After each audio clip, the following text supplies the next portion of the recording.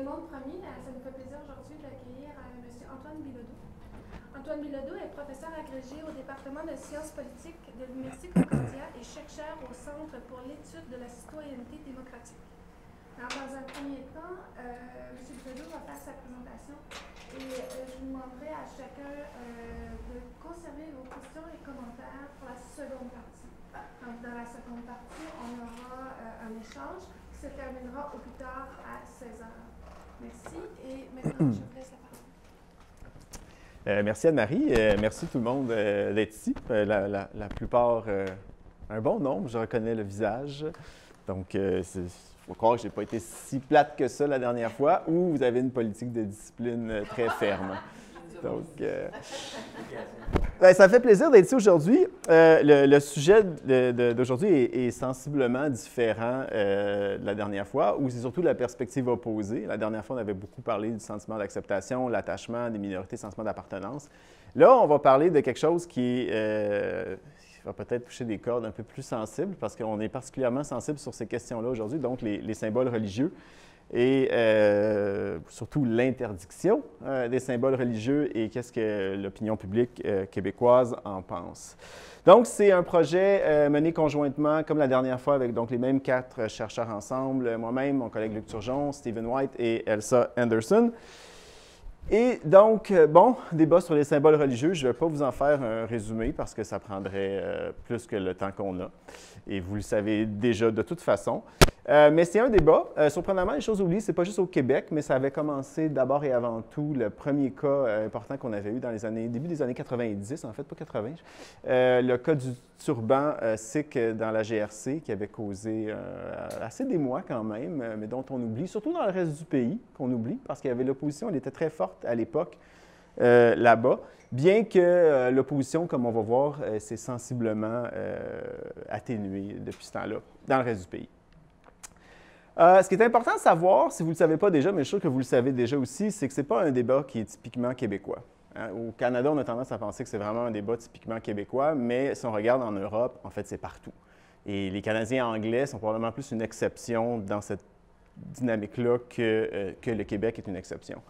Il y a eu des tentatives ou des lois qui ont été passées dans la plupart des pays, un bon nombre de pays d'Europe, pour interdire le port des symboles religieux en France, pour les enseignants en France, dans la moitié des Länder en Allemagne, pour les employés de la fonction publique, en France, en Allemagne, en Danemark, même en Bosnie apparemment, ce que mon collègue Luc m'apprenait, que j'avais jamais porté très attention.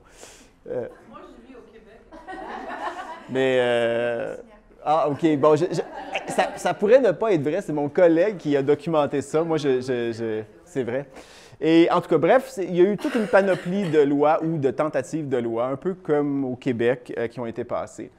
La grosse question qui se pose, surtout dans une dynamique d'opinion publique, c'est quoi les motivations des gens? Pourquoi est-ce que là, on réagit si fortement, on panique, pourquoi on veut interdire ces symboles religieux-là, qui souvent, on cible aussi les symboles religieux minoritaires? Des fois, c'est explicite, des fois, c'est implicite. Donc, on en sait un peu, mais pas tant que ça. Et surtout, je trouvais qu'on savait moins, c'est quoi les motivations des Québécois. La première, ce sera un examen plus approfondi de la Charte des valeurs, la fameuse Charte des valeurs de la laïcité de l'automne 2013, hiver 2014. Donc, qui appuyait la Charte? Pourquoi? Donc, quelles étaient les motivations?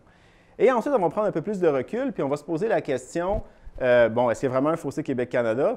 Mais surtout, pourquoi est-ce qu'il y a un fossé Québec-Canada? C'est quoi la différence entre les Québécois puis les autres Canadiens pour qu'il y ait une mésentente aussi grande sur est-ce qu'on devrait permettre ou interdire les symboles religieux, entre parenthèses minoritaires, dans l'espace public? OK? Donc, méthodologie, c'est exactement la même étude qu'on avait fait, les données que j'ai utilisées la dernière fois, mais une dimension, une branche différente de l'étude. Donc, un méga sondage qu'on a fait dans l'hiver 2014, 25 minutes. On avait 3 composantes au sondage. Le sondage principal, tous les Canadiens, des sondages des membres des minorités visibles, sondage que j'avais utilisé pour mes présentations de la dernière fois, et sondage des jeunes Canadiens. Je pourrais revenir la prochaine fois vous parler des jeunes Canadiens, mais en fait, on n'a même pas commencé à analyser ces données-là. Donc, cette fois-ci, on va regarder le sondage principal. Le sondage principal, c'est quoi essentiellement? C'est des sondages aléatoires, pan-canadiens, donc des Canadiens de toutes les provinces, peu importe leur origine. Et on a la particularité du sondage, il a été bâti, c'est pour ça que ça s'appelle le projet sur la diversité provinciale, c'était pour nous permettre de jeter des regards plus précis sur les diverses provinces. Parce que normalement, un échantillon aléatoire canadien, on aurait 40 des répondants qui sont de l'Ontario. Et c'est difficile de dire quelque chose sur le Nouveau-Brunswick. Et là, on voulait pouvoir dire un petit quelque chose sur chacune des provinces. Donc, la Charte des valeurs, une coalition de partisans. Donc, qui étaient les partisans de la Charte des valeurs? Donc, dans notre sondage, on a demandé aux gens s'ils appuyaient. Et en fait, la particularité de notre étude, c'est qu'elle a été faite en plein dans le débat sur la Charte des valeurs. C'était contre notre gré. En fait, ce que je vous présente aujourd'hui, c'est une erreur. OK? Ça ne nous intéressait pas, ces questions-là. Nous, on voulait faire un sondage sur la diversité plus élargie envers la diversité ethnoculturelle. Et ça nous a pété d'en face, littéralement. Le débat sur la Charte est commencé au mois de septembre, au moment où on planifiait l'étude. On a repoussé, on a repoussé, on a repoussé. Le débat continuait. Fait qu'on a dit, bon, comme on ne peut pas l'ignorer ou l'évacuer, bien, on va prendre le taureau par les cornes, puis on a développé un dossier de recherche, un segment de recherche sur ces questions-là. Donc, on a posé aux gens, est-ce que vous appuyez la Charte ou pas? Dans notre sondage à l'époque, qui était un bon reflet de l'opinion publique québécoise de ce que les autres sondages montraient, c'était vraiment à peu près 50-50. Donc, 49 des répondants étaient opposés à la Charte et 51 étaient des partisans de la Charte. Donc, vraiment, ce qui reflétait le clivage qui était très dominant au Québec, très divisé entre les partisans et les opposants de la Charte. Mais, je ne sais pas si vous vous souvenez, il y a eu un épisode assez important pendant le débat sur la Charte qui était le crucifix à l'Assemblée nationale. Ça n'a pas duré très longtemps parce que le PQ a senti tout de suite que c'était très sensible, que c'était une grosse patate chaude, et il l'a évacué en disant « on verra après ». Mais ce que ça a révélé, l'épisode sur la Charte, c'est qu'il y avait effectivement une division, où il semblait y avoir une division parmi les partisans de la Charte, entre ceux qui disaient « ben oui, c'est sûr, on va bannir les symboles religieux, on va tous les bannir, on va enfin se débarrasser du crucifix », et les autres qui disaient « ben non, ça n'a pas d'allure, il faut garder le crucifix ». Alors, ce qu'on a fait, c'est qu'on a construit notre puzzle, notre enquête autour de ce clivage-là, de dire non, c'est pas vrai qu'il y avait un groupe de partisans de la Charte. En fait, il y avait deux groupes potentiellement de partisans de la Charte. Il y avait ceux qui étaient en faveur du retrait du crucifix, okay, qui étaient 24 de la population, et ceux qui étaient opposés au retrait du crucifix, qui étaient 27 Donc, ce qui est intéressant, c'est qu'autant il y avait un clivage entre les opposants à la Charte et les partisans de la Charte, il y avait un clivage, à tout le moins en termes de nombre, également 50-50 entre ceux qui étaient en faveur du retrait et ceux qui étaient opposés au retrait du crucifix. Donc, la question qu'on s'est posée, c'est, bon, on a ces partisans de la Charte-là, est-ce que vraiment ils avaient les mêmes motivations? Ou ils avaient des motivations ou des attitudes différentes? Donc, la présentation que je vais vous faire en première partie, c'est ça. On va se demander quelles étaient les caractéristiques communes aux deux groupes de partisans. Et ensuite, ou en même temps, quelles étaient les caractéristiques distinctes de chaque groupe, vraiment qui les distinguaient dans l'opinion publique québécoise.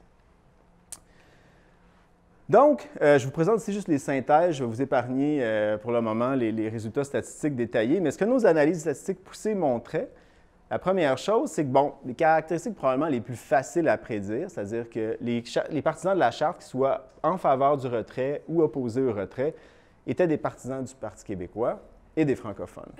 OK? Et ça, oups.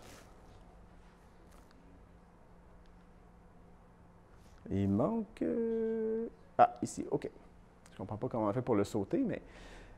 donc, les analyses que les résultats que je vous présente, dont je vous discute, c'est vraiment ce qu'on appelle des résultats tirés d'une analyse multivariée, donc en contrôlant pour toutes sortes de caractéristiques.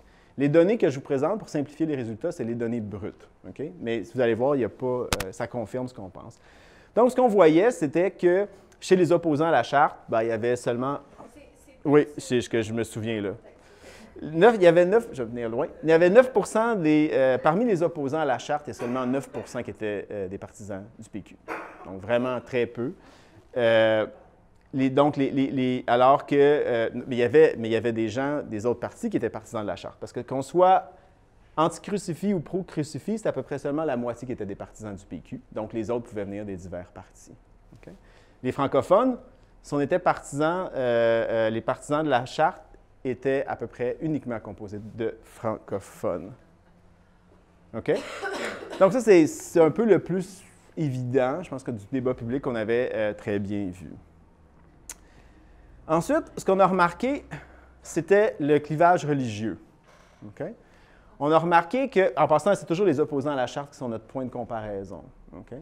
On a remarqué que les individus qui étaient en faveur du retrait avaient plus tendance à être des athées et des gens qui nous disaient que pour eux, la religion n'est vraiment pas importante dans leur vie. De l'autre côté, ceux qui étaient opposés au retrait étaient des catholiques. Okay? Donc, qu'est-ce que ça donnait en chiffres? Donc, on voit très bien, parmi les partisans anti-crucifix, orange, donc 45 en faveur du retrait étaient des athées. De la même façon, pourcentage qui disent que la religion n'est pas importante dans leur vie, non, c'est « est importante dans leur vie », pardon, c'est l'opposé. Donc, les anti-crucifix, il y avait seulement 17 chez les anti-crucifix qui disaient la religion, c'est important pour eux. Okay? Chose qu'on voyait, les catholiques, donc 76 les 3/4 des partisans des pro-crucifix, eux, ils étaient des catholiques. Donc, on voit qu'il y avait un clivage francophone, péquiste, mais il y avait un clivage vraiment religieux qui se cachait derrière ce clivage. Là où ça commence à devenir plus intéressant, c'est quand on va gratter au niveau d'autres sortes d'attitudes que ces espèces de clivages socio-économiques. Donc là, on a regardé au moins 3 sortes d'attitudes par rapport au monde en général, et ce que ça donnait, c'est ça. Alors, on a vu que nos pro-charte, nos partisans de la charte, qui sont pour le retrait du crucifix, se distinguaient par des valeurs libérales plus fortes. Okay? À l'inverse, toujours en comparaison des opposants de la charte, nos partisans de la charte opposés au retrait du crucifix avaient une forte propension à avoir peur de l'immigration et, plus encore, à avoir des opinions négatives des groupes minoritaires, des groupes ethniques. Donc, qu'est-ce que ça donne en chiffres? Donc, ça paraît moins impressionnant, mais il y a quand même une bonne différence. Donc, les oranges, les partisans de la charte contre le crucifix, donc anti-crucifix, des valeurs libérales plus fortes que les autres Québécois. Et regardez ici, pourcentage de ceux qui disent que l'immigration représente une menace pour la culture québécoise. 28 des opposants à la charte, 38 des anti-crucifix, 64 des pro-crucifix perçoivent l'immigration, affirment que l'immigration est une menace à la culture québécoise. Ensuite, on leur posait une série de questions qu'on appelle des questions thermomètres. Qu'est-ce que vous pensez d'une série de groupes ethniques et religieux? Et 10 veut dire j'ai une opinion très positive et 0 une opinion très négative. Et là, on voyait que c'était encore une fois, à cet effet-là, les opposants au retrait du crucifix qui se distinguaient quand même beaucoup des autres groupes, avec des opinions plus négatives par rapport aux groupes minoritaires, ethniques et religieux. Donc, on voit jusqu'à maintenant quand même un profil d'attitude qui est franchement assez distinct. On a des caractéristiques sociodémographiques au milieu, mais au-delà de ça, on a des principes qui tirent vers la sécularisation, les valeurs libérales, de ceux qui sont pour la charte et pour le retrait du crucifix. Mais de l'autre côté, des partisans de la charte, qui sont catholiques, oui, mais qui en plus ont peur de l'immigration et qui ont un certain niveau qu'on va qualifier d'ethnocentrisme. Okay? Il manque une pièce au puzzle, et quand vous allez la voir, ça ne va pas vous surprendre, c'est la question. Personne ne le sait? Spécifiquement? Non, les musulmans. Alors, ce qu'on remarquait par contre, qui vient réunir encore une fois les deux groupes, c'est des opinions plus négatives envers les groupes musulmans, les gens de religion musulmane. Et en passant, on a testé aussi pour juifs, et ce n'est pas évident que quelque chose qui ressortait vraiment fortement, c'était pour les musulmans. Alors là, on voyait le score moyen, tous les groupes, sans exception, avaient une opinion négative, une opinion plus négative des musulmans que des autres groupes minoritaires. Tous les groupes, mais particulièrement les partisans de la Charte et encore plus ceux qui étaient anti-crucifix. Mais les deux groupes de partisans de la Charte ressortent comme ayant des opinions plus négatives que les opposants à la Charte. Okay. Donc, on se retrouve vraiment avec cette espèce de constellation d'attitudes-là que je résume brièvement ici. Donc, qui étaient les partisans de la Charte des valeurs? Donc, ce qu'on a vu, une coalition de deux groupes qui est fait intéressant de même taille. Okay? Un premier groupe en faveur du retrait du crucifix, qui semble motivé par un désir de sécularisme, motivé par des valeurs de libéralisme. Et un autre groupe en faveur du maintien du crucifix à l'Assemblée nationale, mais qui, eux, sont des catholiques et qui semblent motivés par une peur de l'immigration et une certaine forme d'ethnocentrisme. Okay? Donc, vraiment, c'est des profils très, très distincts. Les deux, des opinions plus négatives des musulmans. Je vais y revenir dans une seconde parce que ce qui est intéressant des profils vraiment distincts, c'est pour ça que, en fait, bien avant la Charte des valeurs, il y avait un philosophe québécois, Jocelyn McClure, qui avait écrit dans le contexte des débats sur les accommodements raisonnables, puis il trouvait ça vraiment intéressant de voir que pour lui, c'était une coalition de ce qu'il appelait « strange bedfellows », donc d'étranges compagnons. Okay? Et il disait, ces strange bedfellows-là sont en fait une coalition de... Il n'y a pas vraiment de bonne traduction sur le texte, c'est en anglais. Il dit « liberal neutralists », donc des libéraux, des neutres libéraux, ou libéraux neutres, puis des nationalistes conservateurs. Et ce qui est fascinant, c'est que Jocelyn McClure, c'est un philosophe politique, et nous, nos travaux sont vraiment empiriques, mais les conclusions se rejoignent vraiment. Parce que les profils de caractéristiques de motivation ne peuvent pas, sauf pour la question des musulmans, être plus aux antipodes que ça. Okay? Et ce qui nous retourne à la question des musulmans, et là je pose la question, je ne sais pas, c'est pourquoi est-ce que les groupes ont des opinions, les deux groupes ont des opinions plus négatives des musulmans? Et on ne pouvait pas gratter plus en profondeur puis vraiment répondre à cette question-là. Parce que, pas pour défendre un des deux groupes ou l'un des deux groupes, mais quelqu'un pourrait argumenter, c'est cohérent avec ce qu'on observe là. Le premier groupe n'aime pas les musulmans, ou moins les musulmans, parce que c'est un groupe, qui est beaucoup médiatisé, dans les deux cas, qui est beaucoup médiatisé pour les deux groupes, là, mais qui est beaucoup médiatisé pour sa religion. Donc, les libéraux, neutres libéraux, pourraient hypothétiquement avoir une opinion plus négative à cause de la présence plus forte de la religion de ce groupe-là. Alors que pour l'autre groupe, l'opinion est plus négative parce que c'est une minorité ethnique / racisée, mais très visible dans l'opinion publique qui fait beaucoup réagir les gens. Et on ne pouvait pas gratter avec le type de travaux qu'on avait, les questions qu'on avait, aller vraiment chercher plus en profondeur de pourquoi la différence. Donc, c'est la fin de la première partie. Donc, vraiment, mettre la table, qu'est-ce qui se passe au Québec, une coalition de Strange Bedfellows. Donc, j'espère que ça vous a appris quelque chose. Nous, on était vraiment fascinés par les résultats. Ce qui est intéressant, c'est qu'on a fait le processus inverse dans le sens qu'on vous l'a présenté là. On a vraiment gratté, on a découvert des caractéristiques et ensuite, on est devenu familier avec le texte de Jocelyn McClure, on était « Wow! C'est exactement ce qu'on comprend. » Donc, ce qu'il fallait comprendre, en fait, d'un point de vue théorique, c'est qu'on veut comprendre les motivations des gens pour bannir les symboles religieux minoritaires. Il faut se poser la question aussi, qu'est-ce qu'ils veulent faire avec les symboles majoritaires?